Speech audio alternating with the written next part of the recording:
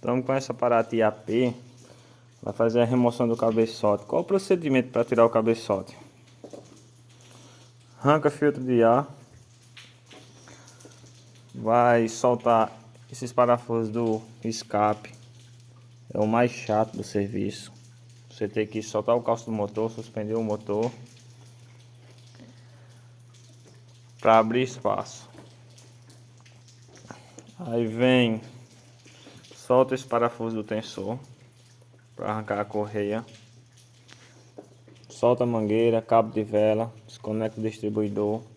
Vai arrancar os parafusos da tampa de válvula para ter acesso aos parafusos do cabeçote.